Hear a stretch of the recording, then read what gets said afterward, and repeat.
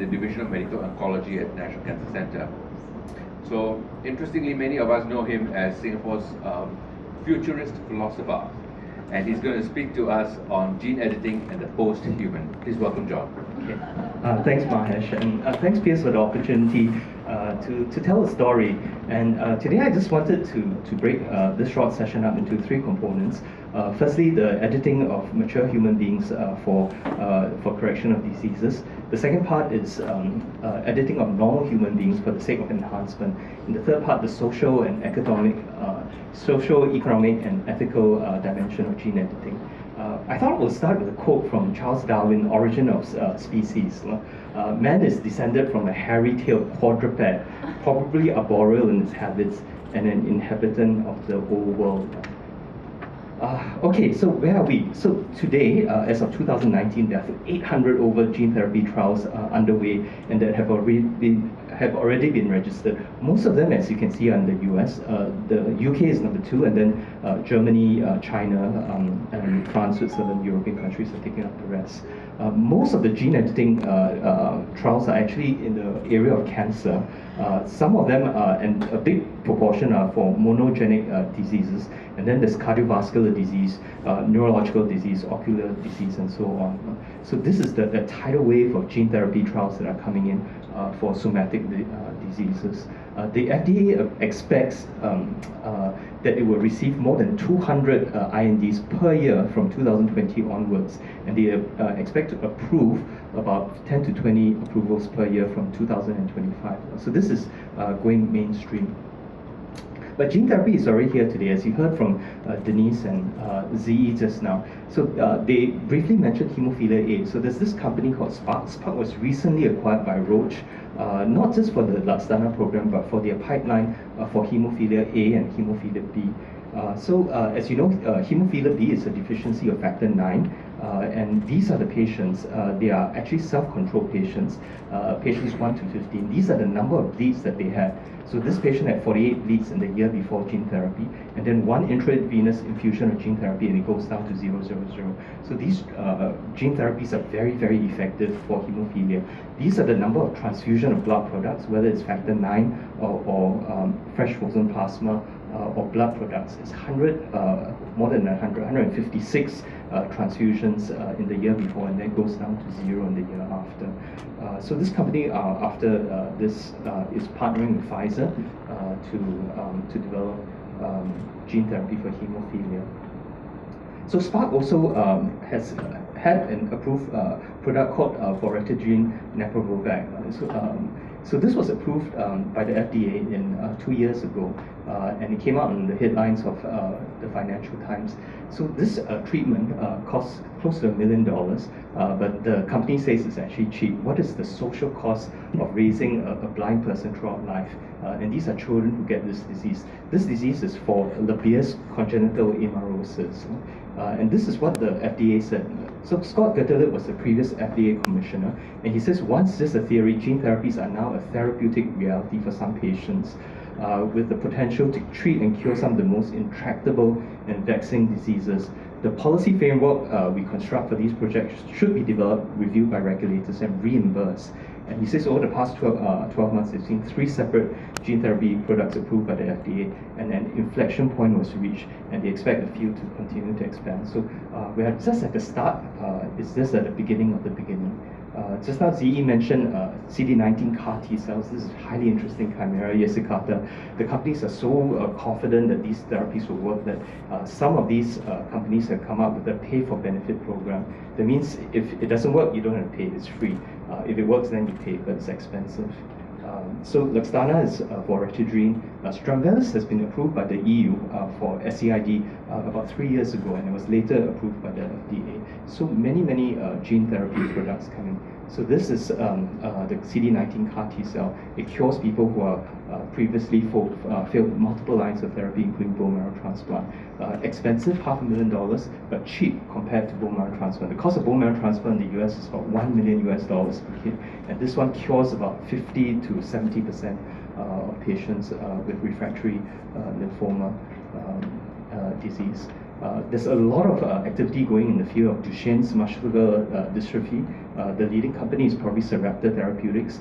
Every time they announce their preliminary results, their share price goes up. I don't know if you can see this, but this is the biopsy of subjects before they had treatment with gene therapy, and this is the muscle biopsy after gene therapy, and this shows the dystrophin gene. So the pathologist who looked at the study, he was quoted, he says, "When I first looked under the microscope, I wept. Never before in 20, 30 years of my life I would expect to see muscle fibers regrow in these patients." This is some of the data. They start out with CKs before therapy, 15,000, 20,000. It goes down with time, and then their functional status actually go up. So it's actually a race. It's a huge race. So there's companies like Solid Biosciences. They're running a trial called IGNITE. They're using AAVs. The AAVs are adeno-associated virus for microdystrophin. There's Sarepta, there's Pfizer. So the beautiful thing is that dystrophin gene is a huge gene. It's very, very hard to clone it inside, but the scientists are very smart. They stumble on the fact that there's this thing called microdystrophin, and which is much, much smaller. It's a truncated version of dystrophin, which you can put into vectors, and then you can insert and clone into human beings. Not just for muscle diseases, but for neurological diseases. So people with spinal muscular atrophy, there's this company called Avexis. It was recently acquired by Novartis. So this is the functional status. They get infused with one infusion of this AAV. I think they use AAV8 or AAV9 to replace the gene that's deficient for SMA.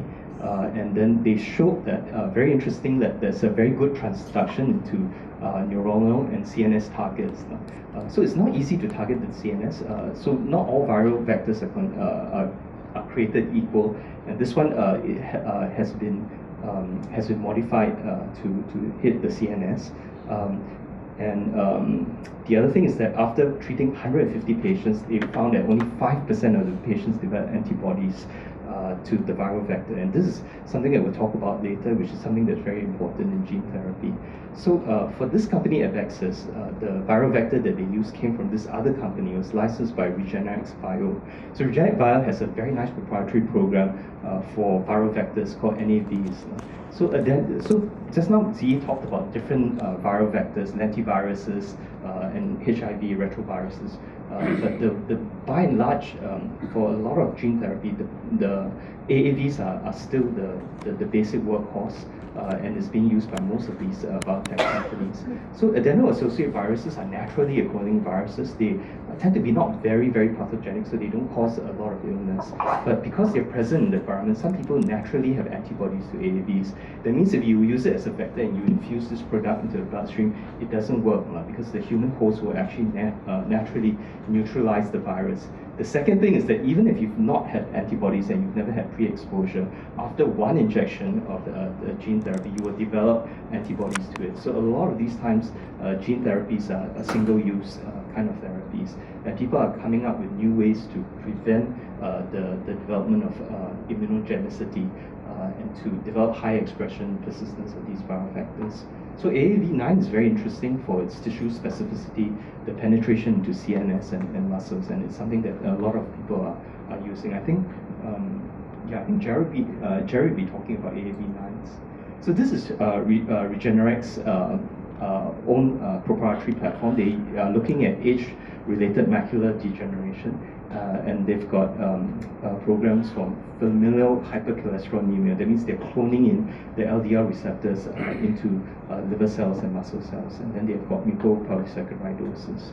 So this is their, just very briefly, this is one of their gene therapy products for AMDs, wet AMDs. They use AAV8, vector 8, and they use a gene coding for an anti-VEGF fragment. So VEGF is vascular endothelial growth factor, and it's one of the things that causes the blood vessels in the retina to become leaky.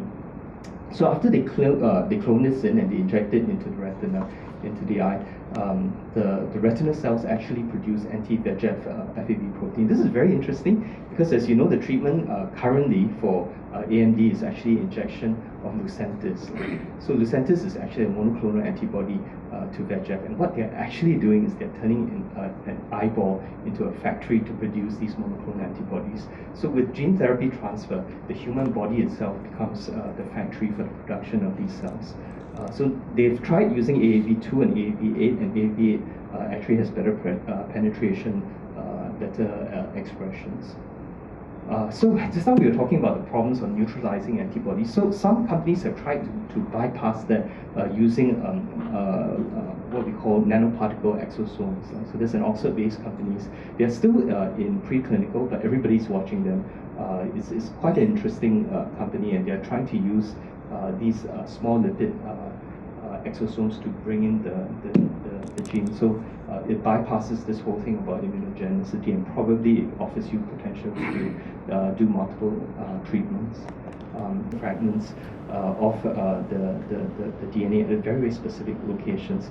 So they've got a very nice hemophilia A program, hemophilia B program, beta thalassemia program, sickle cell disease, so on and so forth. So a lot of effort, a lot of partnerships. So what Sangamo actually does is it has their zinc finger endonucleases with the AAV vector transgenes, and then they snip off the DNA.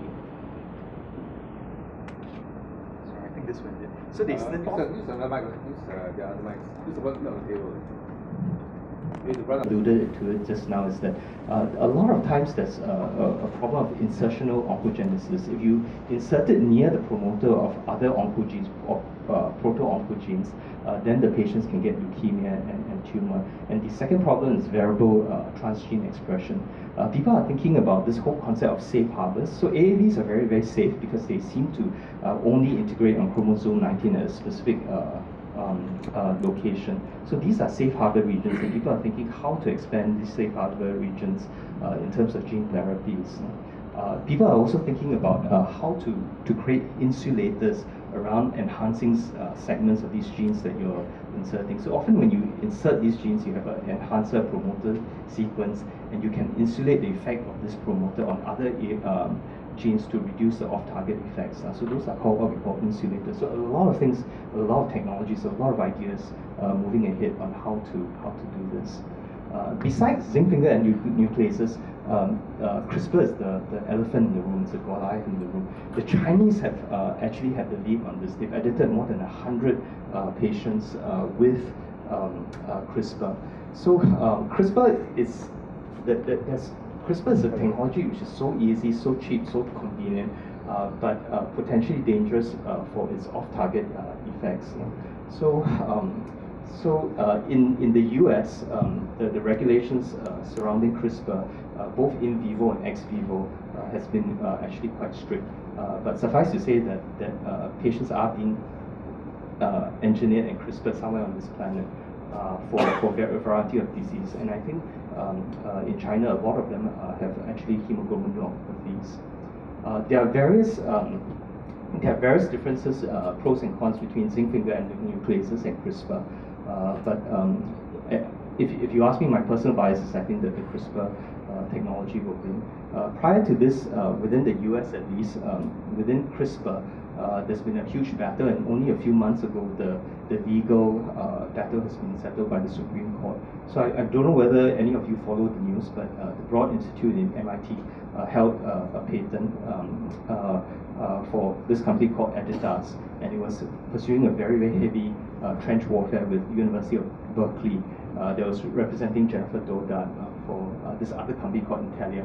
So there are these two big biotech companies battling it out, and the proxies were the universities that were holding the initial patent license. So in the end, Broad Institute won. MIT has got the patent. Editas share prices went up after that.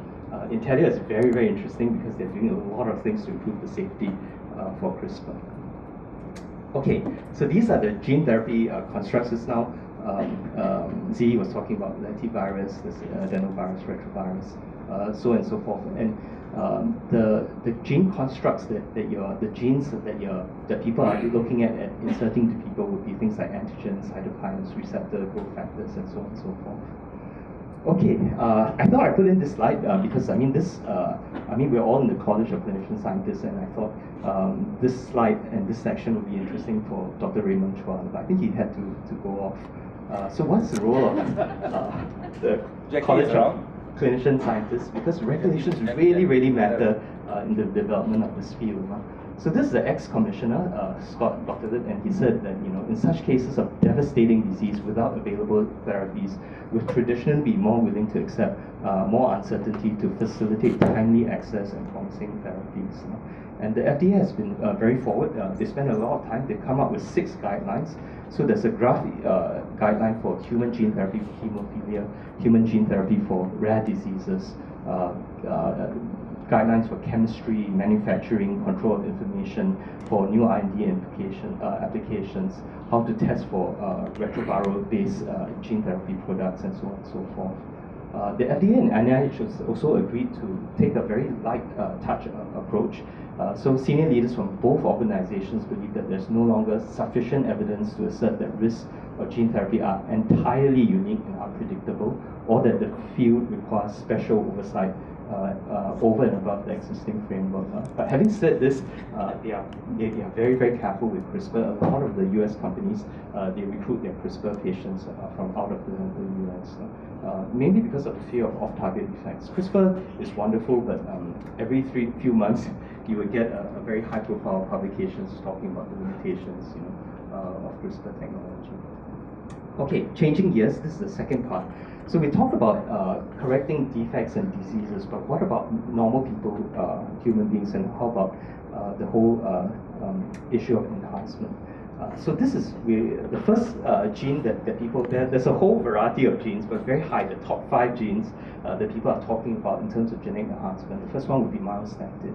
Sarcopenia is very prevalent among elderly patients. So these are 2 beagles, Tiango and Hercules. The Chinese CRISPR'd these myostatin dogs 5 years ago. This is a myostatin whippet. A whippet is a racing dog, and occasionally they acquire natural myostatin mutations. So myostatin is very interesting in hominid evolution. So somewhere in our evolutionary development, we actually switched on myostatin to handicap our muscles. And we did this as an evolutionary trade-off to feed more energy into our brains. A gorilla is arboreal. It doesn't work out in the gym. It has huge muscles. Human beings, you don't go to the gym for a week and then we atrophy. And that's the price of growing bigger and bigger brains. In fact, our brains are so big we can't even be born that you have to actually have a fontanelle and telescope your brain, telescope your skull so that you can be born. So that's the trade-off for myostatin. But in 2018, should we really think about disabling myostatin? I mean, now that we have so much food, and is there any evidence that will be okay? So human beings also naturally have natural myostatin. This is Josina Zim. No, this is Liam Hoekstra. He's a Scandinavian, and he has a natural myostatin gene. I think this is him because this is the picture that comes out when you Google his name on Google Images. So he looks like he can do 20,000 push-ups without problems, and there are people who can do that. The second high-value gene is called LRP5. So what's the point of having muscles if your skeletal frame cannot support it? So LRP5 is a gene that's responsible for bone density. In 1995, there was a horrendous car accident. This athlete football player was brought to A&E. He was x-rayed all over. There's not a single broken bone. So the physician, A&E physician, says, what's wrong with you, right? And he says, I'm normal. I can do everything, but I cannot swim. Every time I get in water, I sink like a stone. What about your family? So he said, I've got 2 uncles. They failed hip replacements. Every time the orthopedic surgeon drills into the bone, the drill bit breaks. Yeah. So this is RP5. His bones are unbreakable. Yeah. So other genes. So this is I can't pronounce his name. Eero Mantaner. He's an Olympian. His whole families are Olympic athletes. He actually and his family actually have mutations in the erythropoietin receptor gene.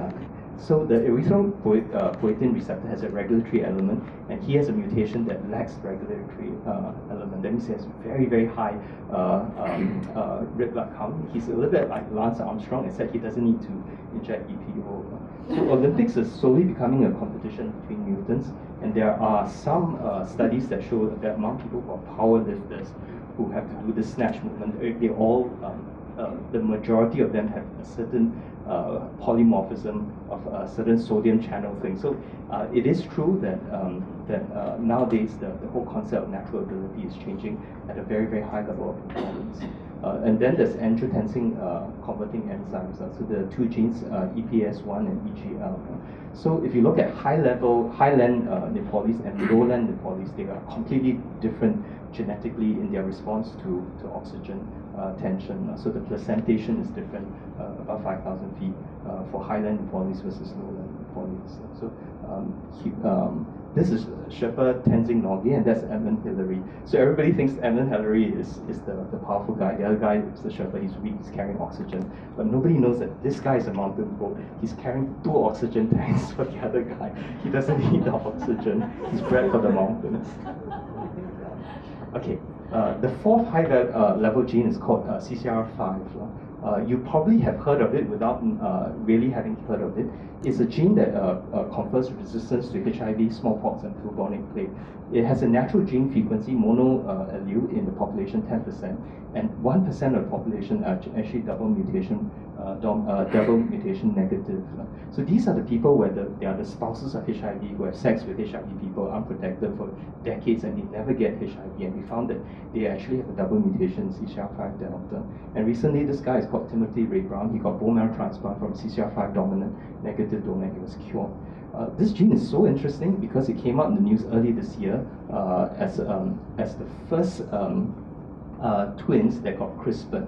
So prior to this, most of the CRISPR gene editing has been done on adults, not on embryos. So these are the first transgenic humans where they've actually CRISPRed a so-called synthetic gene into these babies.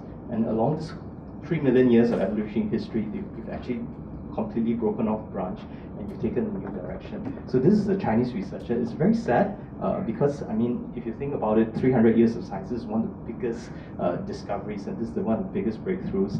And he's a pariah. He cannot publish in Nature, he cannot publish anywhere. In fact, he's probably in hiding somewhere.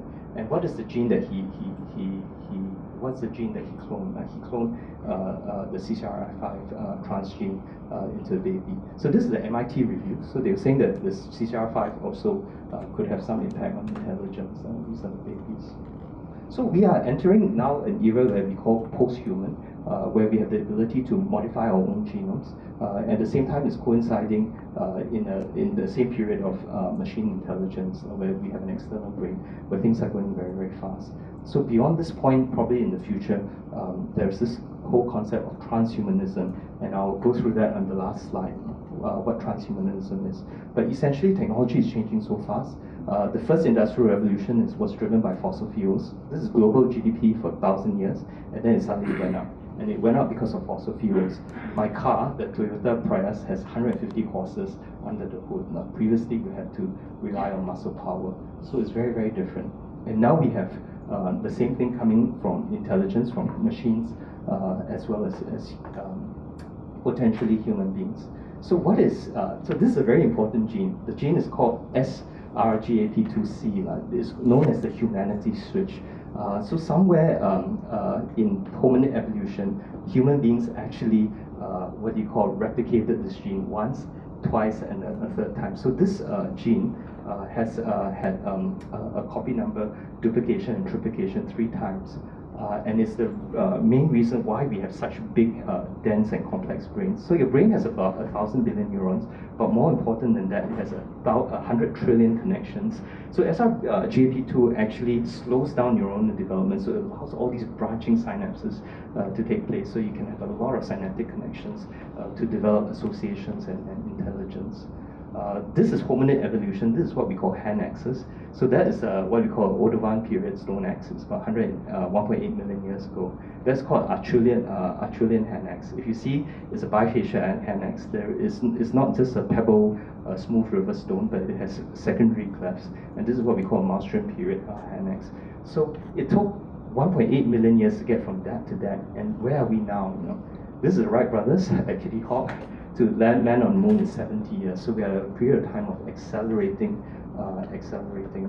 technology, and the impact on our lives is going to be phenomenal.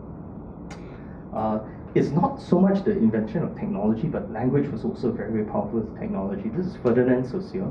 He's the first person who tried he's the father of this whole field called semiotics, which is how we human beings abstract the whole world into symbols and into language. So we pin down every single thing of our knowledge into a word and a form and a representation.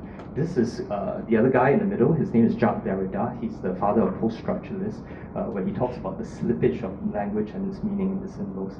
So a lion can be a lion, it can be a king, a lion can be brave. There's a lot of plasticity and there's a lot of slippage when it comes to language and symbols. And then of course Noam Chomsky. So Chomsky talked about how children learn about language and how language and words don't fall. The meaning doesn't fall one after another in word sequence, but there's what we call meta-language and phrases, and how human beings develop language. So language is one of the ways that human beings have transmitted knowledge into the external brain through writing and all that. And in 300 million years where dinosaurs ruled the world, there has never been a dinosaur that wrote War and Peace. There's never have been a Muhammad or Jesus dinosaur. Jeffrey Hinton dinosaur who talked about backward propagation for AI systems. Schrödinger equation from dinosaurs. So never ever. So we are completely unique. In terms of human intelligence, small differences lead to huge outcomes. So this is Albert Einstein. You know, he was very young when he came up with general relativity, and Einstein's IQ was only 160. So just a little bit of 20 points of IQ, you can overturn 300 years of Newtonian mechanics to say that, hey, you know, gravity is actually the distortion of space-time, by the effect of mass going through space-time fabric, and they use it to position GPS satellites and all these things. So where will we go with eugenics? Where will we go with enhancement? What should we do? This is a very, very important book. It's called From Chance to Choice, The Genetics and Justice, Alain Berkman. To summarize, they said IQ is positively correlated with altruism, with creativity, longevity, sense of humor, socio-economic success. Low IQ is negatively is correlated actually with crime, delinquency, impulsivity, political extremism, racism.